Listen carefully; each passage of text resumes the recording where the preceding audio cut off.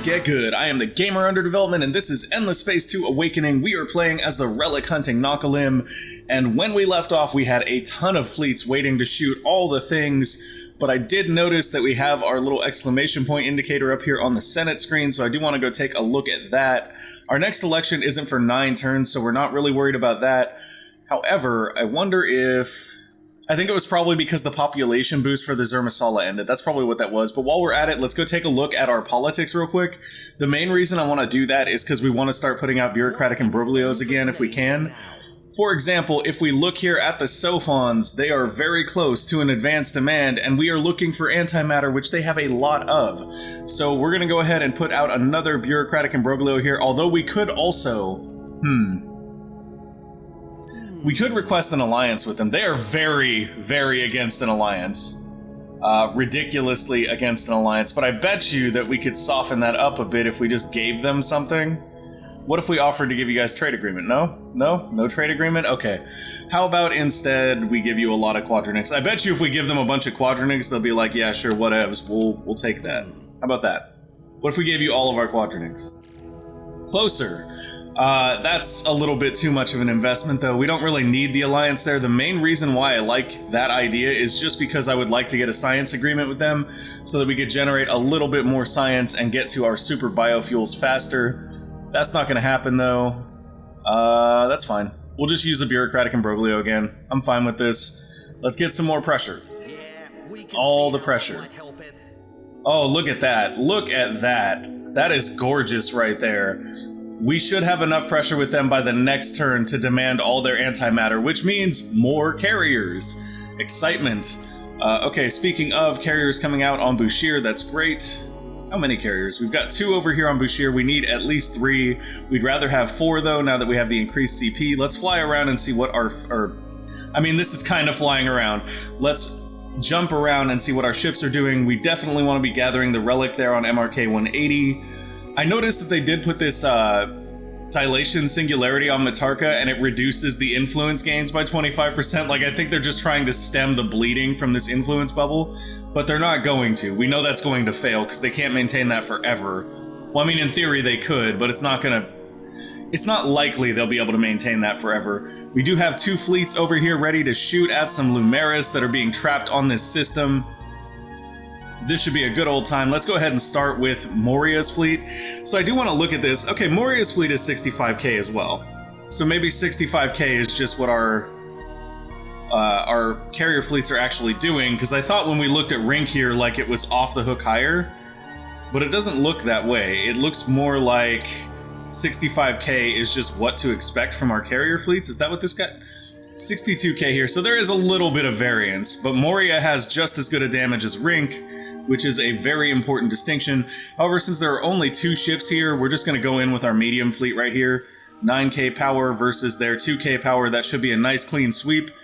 I do want to take a second to point something out that was pointed out to me by U Double Bullfrog on our Endless Space. So thank you again, U Double Bullfrog.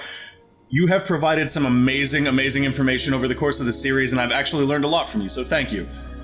When we did a previous battle using, I believe it was, yeah, this one. It was power to shields.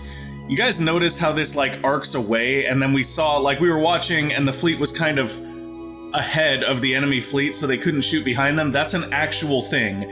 So the way that the guns on the ships work, and I didn't know this until U Double Bullfrog told me, is that if it's a, like, top central gun or bottom central gun, it can shoot in, I believe it is a 240 or 270 degree arc in front of the ship, so either side basically, but not behind. And if they're side turrets, then they can only shoot on the sides, but they can target up to 2 ships if they're on the sides, so that's actually useful info too. But basically, battle plans where a certain fleet arcs back like this can potentially get out of position to return fire, which is really not what we want. So if we use absorption to shields here, or power to shields rather, what we're probably going to end up doing is just putting our hero in this particular branch and putting our other ships in the other ones. But what I'd actually like to do here, and we should have done this before now, but this is okay because we're just going to use take trophies here to try to get some extra dust and science. Bang bang, they done. We're going to go take a look at the fleet tactics that are available to us. We haven't done a lot of changing these, and the primary reason is that there just aren't a lot of strategies that have you at long range with pretty much all of your branches, and that's really what we're doing with our missiles. See, even when we do look at this, we don't really have a fleet strategy where we stay completely at long range. Irradiation here looks very interesting, but we also can't see the flight paths here, and that's somewhat of a problem. What we do know is that we almost never use gravity distortion, right? Like, we almost never pick that one. So if we're never going to pick that one, we can maybe put irradiation in here and take a look at that and see how that'll do. We basically want some more long-range strategies, and we just don't have them at the moment. So we're not going to be able to use it here because we did just do our fight there. So let's go see what's going on this system. We do have Rink here ready for his first battle. Let's do it. I'm excited for this. We may actually watch this one, although I suspect they will probably just retreat here. So we're going to go into advanced here and take a look at irradiation. So irradiation has that same pullback arc, which we really, really don't like. I wish we had more that just had this sort of slight thing. So given that irradiation has that same bad pullback arc in the center, what we're probably going to do is use the Power to Shields battle plan, and what we'll do is put our hero here in the center just to keep the CP flowing there, and we'll move this fleet probably up here. Yeah, let's put this fleet up top, although that is the one that's going to go to medium range, so I'd actually rather do it like this. Is that what we want, or do we want this? I mean, the problem with doing it this... Well, it won't let us do it that way for one. Interesting. I'm not sure why we can't put this medium ship up top here, but it does not want to allow that. Huh. Alright, well that's fine. There's a minimum of 1 CP here. Oh, okay, that's probably why. There's a minimum of 1 CP down here, so if we do want to move that ship up, we have to basically move these into that slot, which is why we're not going to do it. This is the layout we're going to go with right here, and that's going to see us having 2 fleets that are sort of more interacting with the enemy fleet than this one that's going to buckle back. We will go ahead and turn on watch for this so we can see that in action. However, there's a very real chance they'll just retreat here. Yeah, just going to retreat. They took a lot of damage from that retreat, though. Is that like, I wonder if that's a hero ability or what, because that was not the normal 50% health, unless they'd already retreated before and I didn't notice. That could also be true. How strong was this fleet again? Because they just took a massive retreat. 9,200, 3,582. So I'm tempted here to follow them with this medium fleet and try to catch them when they land here to pop them. The problem is, if we do that, we're also going to be contending with this fleet as well as this fleet. And they very clearly have no shortage of fleets that are prepared to kind of tango if we need to go. So we're not going to necessarily run into combat like that, because that would just be silly at this point. I think it makes a lot more sense for us to be smart about it, and we really should be building out more fleets after seeing the stacks that they have down there, which is fine, because we can do it. It's just a matter of where and when. I think Hath was the system we were looking at primarily producing ships in, but we should take a look at that again. Want one closer here. Kuyos is actually the best. That's probably the one I'm thinking of. Oh yeah, Kuyos has 2 carrier fleets getting ready to come off the line. No problem there. In fact, I'm actually going to put 1 more test carrier in queue, and I'll move that up a little bit. The main reason for that additional test carrier is because, once again, we do have more CP available to us now. We may not actually be able to do 4 carriers in a fleet, though. I haven't checked the math on it, to be honest. Over here at Matarka, though, I do want to say, like, this right here is because they had, I'm guessing they had a system improvement higher than we had, so there was an extra colonization slot. In order to unlock that, we do need to get a level 4 system improvement on Matarka, which is definitely something we're considering doing, but at the same time, because we're going to gain population from those terraforms, we don't necessarily need it yet. And then right here, the Academy, for some reason, is attacking our system, even though we're allied with them, and I don't understand it. It's basically just they're sieging because they're here. I'm fine with it. We're not going to really shoot at them. We have the option to, but that's not what we want to do. Alright, other than that, I think we're kind of good. What we may actually do here, though, is use Sirs Kershaw's fleet here to just finish this invasion. They only have 155 manpower. We can wait until they have 0, but at this point there's really no reason to. Ooh, and they have drift buds on the system, which is cool. Lots and lots of cool resources on Oentho. We could actually go ahead and take Oentho if we wanted to. It is a 5-planet system, so we could turn this into something really nice. But I don't think we're going to do that, because right now we want to save the planets that we capture for our empire limit to be ones that will be sort of central in an enemy empire so that we can start giving away all their systems. That's the fun thing to do now. And I really, really want to be able to do that. I'm excited for Matarka to do that potentially next turn, as early as next turn. We're just going to blitz here. Should get a decisive victory. Yeah, that was a very, very quick decisive. Get some luxury resources. Pirates are gone. Oentho has some new stuff on it. That's really cool. Actually, now is a very good time for us to begin moving everybody down one system and moving our blockade down here to Ugaro. So that's exactly what we're going to do. We're going to start moving all of our combat fleets down to Ugaro here and getting them set up and ready to go. Merope is the next system in the chain we essentially want to go after. And since we're at war right now with the Lumeris, like, we can legitimately just go after their stuff. We don't even need to be religious so that we can invade them without being at war, because we are actually at war with them, which is, in this case, it's actually a very nice benefit for us. Let's go ahead. I do want to kind of leave some ships over here in our cluster to protect stuff, so I don't necessarily want to bring this fleet down. I'm going to leave them here. I'm going to leave them here in blockade. That seems like a better option. Ending our turn. I'm sorry the turns are taking a little bit longer, guys. It's just a reality of the game. As you get further in, things just take a little bit longer. Hostile trace has been detected. Let's go ahead and take a look at where that is. That's at Regulus. 2 turns till that finishes. They're not getting back to us. They're not. New objective. Ooh, Founders Keepers. Be the first to control the target system. We'll get a bunch of dust and influence for that, which is great, but we already have that. The system Olvati has recently become a flashpoint in the galaxy-wide struggle for dominance. Due to its unique history, position, and resource distribution, it's caught the eye of multiple other empires, some of whom are reportedly eyeing it as a potential new base. Now's your chance to beat them to it and deny them a valuable strategic foothold. No. No. Sorry, game, you couldn't pay me to colonize Olvati. We will absolutely be glad to send a economic behemoth there to mine Olvati, but we are not colonizing that system. Oh, and we did get the Academy quest. I forgot about that. We did get the Academy quest, so we definitely need to start sending ships to the lodestone systems. Fortunately, we can do that with any fleet we want, so we could very easily start pumping out some medium ships. Let's do that. Let's start pumping out some medium ships here and send those over there to do the job. So 1, 2, 3, 1, 2, 3. Oh, whoops, wrong ships. Medium assaults, medium supports. And then maybe one more medium assault. Yeah. That should easily hit our CP cap. And our team composition, the Rejuvenators, is everyone? I mean, that looks pretty close to everyone. Basically, the Cravers are against us. The galaxy is corrupt and brutal. The return of the lost is the only chance to alter it forever into something more harmonious. I love it. Let's do that. Galactic effects. Battles around lodestones are only allowed between empires from different teams. Any empire on the winning side will have all the reparations forgiven. Note, empires can attack members of their alliance if they are on different teams for this quest. Thankfully, we're not. In fact, what's really crazy is that we're allied with our enemies that we're at war with for this quest, so that's kind of fun. That's exciting, actually. If we get first on this, we get Lodestone Link, which is a great little Fidzy improvement, and Eternal Bulwark, which is a great way for us to use some Quadronics here. No. No.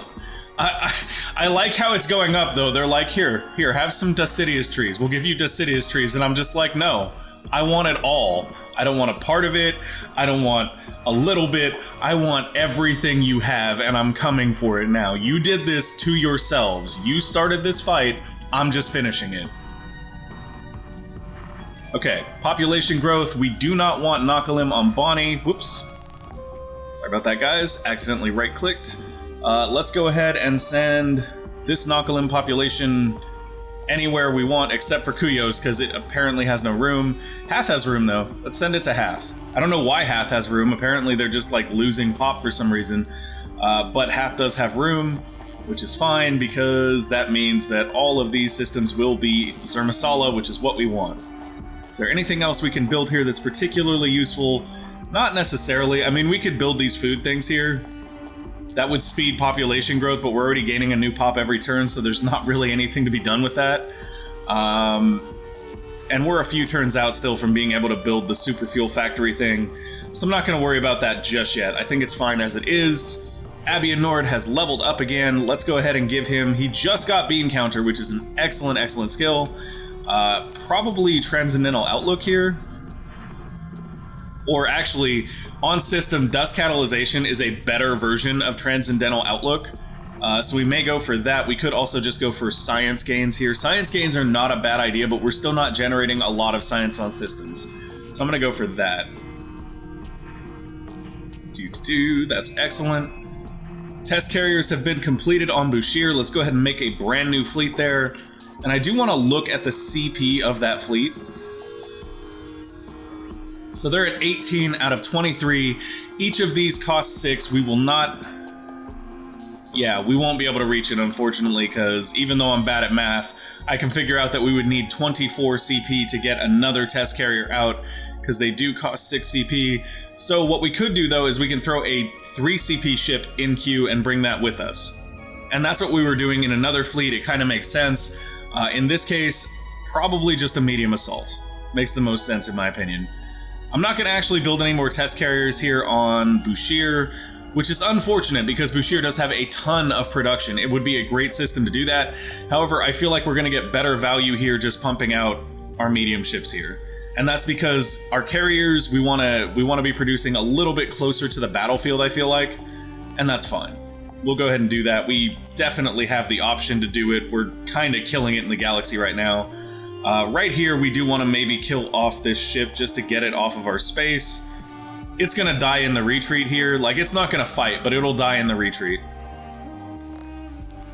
And then the Lumeris are going to be even more salty. It's all good.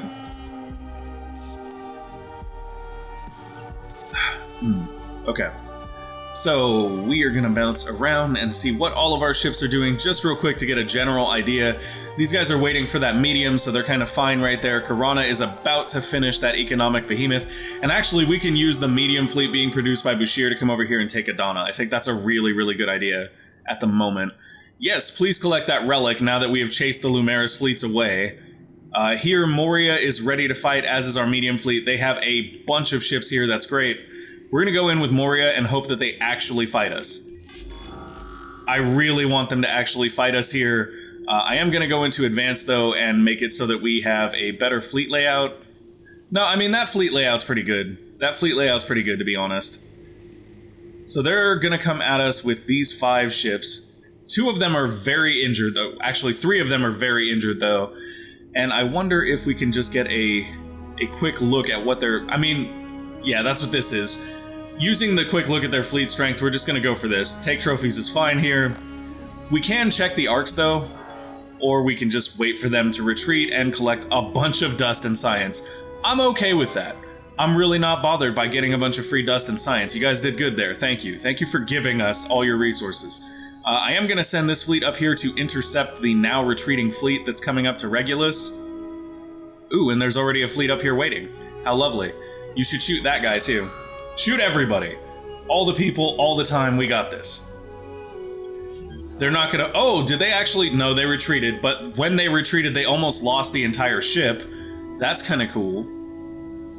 Alright, so down here we are catching more ships. Like, this is literally what this is. We shoot, the Lumeris run, we shoot, the Lumeris run, we shoot, the Lumeris run. I'm gonna turn on watch, it's not gonna matter, because they're just gonna run. Yes, they are. This is all the Lumeris do, is run. Are you guys running away or towards? Towards, I think. And then over here, we have the test carrier fleet ready to sort of go. We're still waiting for that one more ship. And we have our invasion fleet just kind of hanging out. They're going to stay hanging out there until we decide to move into Merope, which will probably be next turn, because we do have these guys that are going to be landing here to get killed very, very soon. And I think after that is when we'll move our invasion fleet to Merope. And I don't even know that we want to invade Merope at this point. I think we'd actually prefer to just maybe go straight to Noveris. Like, it may seem crazy to do that, but we're really just trying to say, you know what, we got this in the bag, let's end it. So I think we'll go straight to Noveris. Plus, if we manage to capture Noveris and build our temples there, there's a good chance that we can just grab Gatria and Aquarius and Merope from influence over time. Speaking of which, our influence sphere has expanded just a little bit here. It's almost wrapping Bria at this point. However, I don't know if we can give systems to the Academy when we're at war. I think we have to be at peace for that. So we're just going to go ahead. Oh, and one thing I did want to mention, guys, I was thinking about rebuying Colorless, but we know that... Oh, okay. That whole thing is gone. That whole thing is gone. We are not rebuying Colorless right now. The Lodestone quest apparently turns off all the Academy requests. Which also, frankly, means that all the relics in the universe now are all we have for the moment. Until that quest is complete, we are relicked out. We don't get any more relics from giving systems to the Academy. Well, I mean, maybe from giving systems. We'll see. Merope has been successfully hacked. We can embed a sleeper, injure a figurehead, jam their commands, which will force a negative ground combat thing. That'll actually be useful later, but not right now. We're just going to create a backdoor. Creating a backdoor on Merope is the best option we have right now. There is a battle at Matarka. Ooh, this is interesting. They actually sent a full fleet here to Matarka to fire on us. It would be scary if we didn't have 2 fleets there. Yeah, we're fine. We are way fine. And they placed another singularity on Matarka. They're just gonna keep doing that. Oh, now you want a truce. You decided to start a war with us, but you want a truce now. Is that how that works? You just get to start a war, and then when you realize you're losing, we're just supposed to be like, oh, it's cool, we'll stop. We'll stop fighting. No worries, guys. It's cool. Not gonna happen. Let's go to advanced here. They do have a reasonable number of ships. We have learned that we want to be careful with this arc right here, which honestly means, see, this arc isn't very beneficial to us. Going into medium range is not really a good plan for us. However, being down here at long range with this arc is actually really, really good for us. So I think what we're going to end up doing is something along the lines of this. In fact, we may even just do this. Yeah, I think that's the best bet. We're going to put all of our damage down here on bottom. We're just going to have a couple support ships in these 2 slots to give us fleet bonuses. This one in particular, we don't really want too much in because they're going to basically be out of arc to shoot very, very quickly. And we'll watch this fight. They're the ones attacking us, so they're going to stay. Oh, you dirty. Okay, so you see what they did here, right? They just stacked in the opposite end, but they're using essentially a very similar strategy. Like, they're probably managing their arcs in a similar way. So we're going to go to the space battle here. We are going to watch on the overview cam. I do find that to be the most beneficial course of action. And I'm not going to skip to the action here because we do kind of want to see what the engagement path really looks like. So I'm interested in whether or not these ships will be able to fire over here. We do have long-range weapons, but I don't know if they'll actually be able to reach that arc because of the distance. And that's sort of what this is about, is seeing whether that's a thing. Ooh, yeah, this ship is going to pop relatively quickly because of the fleet layout, and that's fine. Looks like their middle fleet is gone. Our bottom fleet is gone. So there's definitely some quick clearing of the fleets here. But yeah, it looks like our main fleet's not even going to be able to hit their main fleet. We're just sort of in opposite areas. That's actually a really funny thing, though, in my opinion. I think they probably came out on top because they have this hero ship over here, but that's about it. I mean, they destroyed 1 more CP than us as well. I would call that fight a draw, though, honestly. I would call this a draw, but it doesn't really matter because we have another fleet waiting to finish them off. So that's all good and fine. Either that or they'll actually retreat here, which would be even more entertaining, to be honest. Okay, so that was interesting. That basically tells us that by going on this super long arc, we made it so that we couldn't even trade with them at that point. It was a draw. It was a draw, and we got a lot of science and a lot of dust out of it. I'm very happy with that. Now, while we're at it, let's go ahead and finish them off. You guys are going to have a really bad time now. I know you think that that was a good plan, but the reality is it was not. And we're going to use the same battle plan we just used because there's really no reason not to. That was actually a very, very beneficial battle plan to us. Although, actually, you know what I'm going to do here, just in case? I am going to put one more ship in the middle to potentially get a little bit more damage going there. I think that's a little bit better of a battle plan here. Okay. I hope they go the same way. They did. They went the same exact way. So because they went the same way, we actually stand to lose a little bit more CP here, but we could also just do a lot more damage. Oh, I took take trophies. I don't know why it took take trophies instead of our last battle plan. That's unfortunate. Okay, so this may not end quite the way that I was expecting. That could end up being in our favor, though. We'll see how that all plays out now. I actually don't think it's going to end in our favor. I think this is going to end much worse than we had anticipated, but time will tell, right? I did not want to be at medium range with them. That actually gives them a little bit of an advantage, I feel like. I don't remember what their weapons were. We didn't really look at them in this case because we knew what range we wanted to be at. But in this case, I feel like it's probably not a good thing. Oops. Just trying to switch back to the general overview cam. Yeah, this is not a good thing for us. Okay. Although our fleet is actually hanging on pretty well here. This is just, yeah. The fact that it went to take trophies instead of power to shields basically cost us that fight. And that's my fault. I should have double checked it. I just assumed that since we had recently used power to shields, it would stay power to shields. So we took a minor defeat there. We did get some dust and science. That's really great. I'm not salty about that little bit of a, what I would refer to as a bug at all.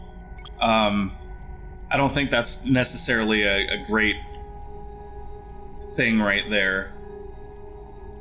Huh. So by moving that ship to a different fleet, it looks like we lost the ability to attack with one of our fleets, which is silly. Okay, there. We do still have a fleet that can attack here. They should be able to finish these guys off. We are going to go to advanced here and make sure that we are on power to shields, not take trophies, because we don't want to use that one. I'm not salty about that at all, though, guys. Really, I'm not. And we're going to do a split like this. It's silly that it took us this many times to kind of come through and take them out, but that's where we're at right now. I'm honestly tempted to just go 3 mid right here. Yeah, I'm going to go 3 mid right here. Have as much firepower in that middle lane as we can. Because that lane is consistently the one that's able to hit its firing arcs now. Go for it. I swear, if this lane turns around now and reaches a point where it can't hit their ships, I'm just gonna be like, really, game, what exactly do you expect from me at this point? Okay, overview cam, here we come. Oh yeah, they should be okay. They should be in arc to hit the entire fight. That's what we want. Come on, guys, you can do it. This ship up here is on its own, but that's fine because it's basically just contending with that one. And that one's gonna die as soon as this volley comes in. Like, yeah, it's gone. It's gone. Instantly evaporated that ship. Ooh, and you can actually see the swarm missiles there going off and, like, stopping the flak. That's actually kind of cool. And yeah, we should definitely see a decisive victory as a result of this one. Because we're just burning down that fleet right there. Or that wing of the fleet right there. Every volley takes another ship down. Yeah, every single volley drops another ship. Hero is gone, and now that last little ship right there is finished. Yes? Yes. There is our decisive victory. That was actually frustrating. That was entirely my fault, though. I should have made sure that it was using power to shields. Very nice dust and science gain there, though. Very, very nice. And now what we're going to do is probably merge some of our medium fleets here and go ahead and heal them all up. Because we can do that. This is our system. I mean, I guess we don't really need to merge that many of them. Although we could do this. I like that. Although realistically, I guess what we'd want to do is merge them all into the higher up fleet, since that's the one that will go into combat first, I believe. Yeah, that makes a lot more sense. Okay, cool. Still got enough firepower on Matarka to defend it from them. Not really worried about that. They do seem to be fleet stacking up here, though, so that's maybe something to look at. Got a couple econ behemoths there. Actually, that's not bad at all. Yeah, we're not worried about that. That's fine. The fact that they keep using this time dilation thing on us to lower our FIDS gains is kind of annoying, but as you can see, Bria is already technically kind of wrapped, and I bet you if we go to peace with them right now, we can hand that system to the Academy. The only reason I'm not doing it at this moment is because it doesn't necessarily make sense to do right now. Do have some extra siege damage there on Rink. We could try using him as a siege admiral. That would be a very useful thing for him. And Bonnie is ready to produce something else. Let's see. I mean, Bonnie, we have easy things for you to pump out. Alright. So now we're gonna go ahead and take the fleet that is camped out inside of Bonnie. We're gonna pop them out. Oh, that was Bouchier. Bonnie is actually up here. I mean, that's fine. Bonnie can make fleets as well. We're fine with Bonnie making fleets. Make all the fleets, Bonnie. So we do have one more medium ship ready to go to fill out this fleet, which we can then put a admiral on. We'll just go with Colin Fett Iska because he's a good mover. And we'll just have him move that fleet straight over here. 3 turns to get to the battle zone. That is nothing. That is absolutely nothing. And for this medium fleet right here, I'm just going to use them to preemptively grab Adana here and begin to rejuvenate that system. Level up for Rink is great. Production is great. So many ships, guys. So many ships. And somehow we're making 1.3k dust a turn even while we maintain all of our fleets. And that's actually probably increasing as we lose ships, which is an interesting part of the natural ebb and flow of the combat NES2. Sorry, my sinuses have been a wreck lately. Let's see. Rink's fleet here can just clear these guys out. Yeah, I think that's the best bet. Rink's fleet is a good one to go for it. Look at that. They're gonna run and we're gonna kill all of them and get a ton of dust and oh, they're not gonna run. They're not gonna run. We're using take trophies here, but it's fine because they're all at like half health. This is just gonna be a clean sweep. And we can watch this. We can watch this. We're gonna go to overview cam though, and this will probably be the last fight of the episode. Go guys, come on. Not 4 times, we'll do 2 times. So here we can see that like our fleet number 2 is gonna be out of position to hit their fleet 3 very quickly due to the arc. Like once it gets towards the latter half of its arc, it can't hit fleet 3 at all. Fortunately though, we don't really need it to. We do have a carrier up in our 3 slot that is just fine hitting that.